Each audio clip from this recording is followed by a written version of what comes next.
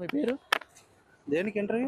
జనరల్‌గా ఎలా ఉంది ప్రభుత్వం? ఏంటి మీకు ఏం కావాలి? ప్రభుత్వం ఏం బాగలేదండి. ప్రభుత్వం బాలేదు. 100% బాగలేదు. ఓకే. ఏం కావాలి ప్రభుత్వం నుంచి అసలు? ప్రభుత్వం నుంచి ఏం బాగున్నదంటే ఎలక్షన్స్ ముందు చెప్పినటువంటివి ఏవి ఆయన చేయలేకపోతున్నారు కాబట్టి ఓకే. ప్రభుత్వం అన్ని విధాలుగా ఫెయిల్ అయ్యిందండి. ఓకే. అది సో ఇప్పుడు ఆల్రెడీ పథకాల విషయంకి వస్తే లేట్ అయినా సరే ఇస్తున్నారు కదా! లేట్ అయినా ఇస్తున్నారంటే అది ప్రతిపక్షము అనేది గట్టిగా ఫైట్ చేయడం వల్ల ప్రజల వ్యతిరేకత రావడం వల్ల ఇంక మరి తప్పదనుకొని ఇవ్వడం జరుగుతుంది తప్ప ఓకే.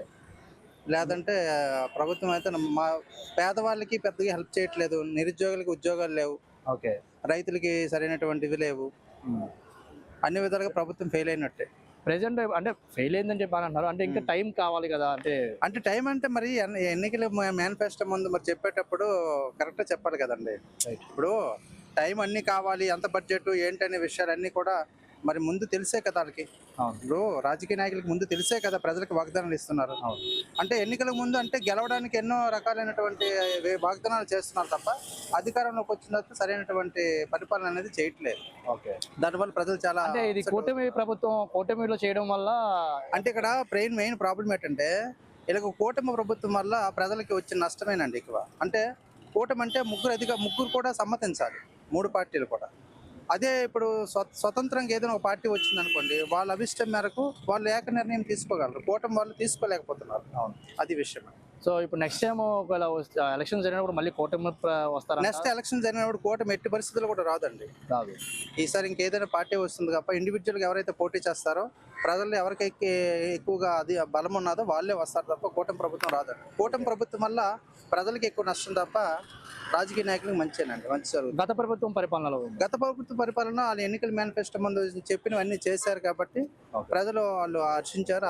హర్షాతిరేకాలు వాళ్ళకి ఉన్నాయి కాబట్టి అది. ఓకే.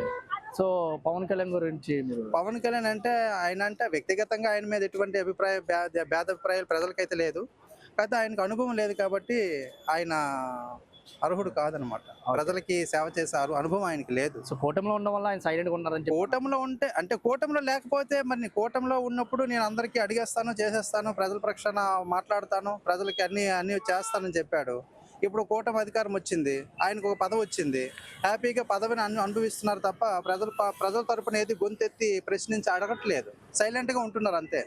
దానివల్ల ప్రజలకు నష్టం తప్ప ఆయనకు వచ్చిన నష్టం ఏం లేదు. ఓకే. వాళ్ళకి రావాల్సినటువంటి నిధులు, వాళ్ళకి రావాల్సిన శాలరీస్, ఫండ్స్ అన్ని వాళ్ళకి వస్తుంటాయి తప్ప ఇక్కడ ప్రజలకు అనేది.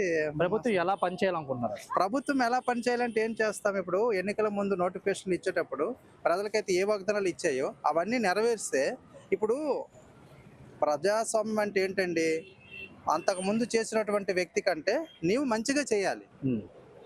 అంటే ఒకరి మీద ఒకరు భేదాభిప్రాయాలు, భిన్నాభిప్రాయాలు పెట్టుకొని వాడి మీద వీడి మీద వాడు ఎగ్నెస్ట్గా పరిపాలన చేసుకుంటే ఇక్కడ ప్రజలే నష్టపోతున్నారు తప్ప అటువంటి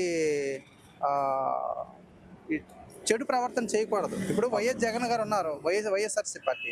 వాళ్ళు ప్రజలకు ఏం చేసింది, వాళ్ళకంటే కూటమి ప్రభుత్వం అంటే ఇంకెక్కువ వీళ్ళకి అధికారాలు ఉంటాయి, ఎక్కువ బలం ఉంటుంది. సెంట్రల్లో స్టేట్లో వీళ్ళే ఉన్నారు కాబట్టి వీళ్ళు ఇంకెక్కువగా జగన్మోహన్ రెడ్డి కంటే ఎక్కువగా వీళ్ళు పరిపాలన చేసి ప్రజల దగ్గర మంచి చేసుకోవాలి. ఓకే. అంతేగాని ఇప్పుడు జగన్మోహన్ రెడ్డి సింగిల్గా గెలిచాడు, ఆయన సింగిల్గా ప్రజలకు మంచి పనులు చేశాడు. వీళ్ళు 3 పార్టీ అధినేతలు, కానీ వీళ్ళకి కేంద్రంలో వీళ్ళే ఉన్నారు, రాష్ట్రంలో వీళ్ళే ఉన్నారు. కానీ ఇప్పుడు జగన్మోహన్ రెడ్డి చేసినట్టుగానే వీళ్ళు చేయలేకపోతున్నారు. అంటే ఆల్మోస్ట్ కూటమి ప్రభుత్వం 100% ఫెయిల్యూర్ అయినట్టే. ఓకే. సో అంటే ఇప్పుడు పథకాల విషయంకి వస్తే మంచిదేని అంటారా? పథకాల విషయం అంటే అది చాలా తప్పండి. అది ఏ రాజ్యాంగమైన ఏ ఎన్నిక పార్టీలు అయినా సరే ప్రజలకు ఫస్ట్ మనము ఎన్నికల ముందు ఏదైతే వాగ్దానాలు ఇస్తున్నామో అవి నెరవేరిస్తేనే పథకాలు మంచిదే. కానీ మరీ ఎక్కువైనటువంటి ఇప్పుడు అంటే పథకాలు అంటే పేదవాళ్ళకి కావాల్సింది, ప్రజలకు కావాల్సింది. పథకాల వల్ల నిరుద్యోగులు బాధపడుతున్నారని చెప్పి అలాగేం ఉండదండి. అంటే నిరుద్యోగులు బాధపడుతున్నారంటే ఏ ఉద్దేశం అంటే ఇప్పుడు పథకాలు ఇవ్వడం వల్ల నిరుద్యోగులు వాళ్ళు బాధపడరు, పథకం ఎక్కువ పెరిగిపోతుంది చాలా. అలాగేనేం లేదు. అలాగైతే ఇప్పుడు ఆల్ ఓవర్ ఇండియా మొత్తం మీద అన్ని రాజకీయ పార్టీలు కూడా మేము ఇది మంచి చేస్తామంటే వాళ్ళకి ఓట్లు వేస్తారు తప్ప అలాగైతే ఇక టోటల్ గా రాజ్యాంగాన్ని వీళ్ళు మార్చాలి. ఇండియా మొత్తం మీద రాజ్యాంగాన్ని వీళ్ళు మారిస్తేనే అప్పుడు పథకాలు లేకుండా అంటే ఏ గవర్నమెంట్ రాదు, ఎవరు కూడా ప్రజలకి ఏం హెల్ప్ చేయలేరు. పథకాలు లేకుండా మేము వచ్చేస్తాం మీకు చేసేస్తామని అంటే ఏ ఒక్క పౌరుడు కూడా, భారతీయ పౌరుడు కూడా ఏ ఒక్క పార్టీ కూడా ఓటేయడు. అంటే పథకాలు ఇచ్చేటప్పుడు ఎక్కువగా ఇప్పుడు భారతదేశంలో నిరుద్యోగం ఎక్కువగా ఉంది, రైతులు ఎక్కువగా ఉన్నారు, నెక్స్ట్ విద్యార్థులు ఉన్నారు. ఉమ్, ఇప్పుడు భారతదేశంలో ప్రతి ఒక్కడికి ఆరోగ్యము, విద్య, ఉమ్, ఈ రెండు ఇస్తే చాలు, మిగతా ఏమి అవసరం లేదు.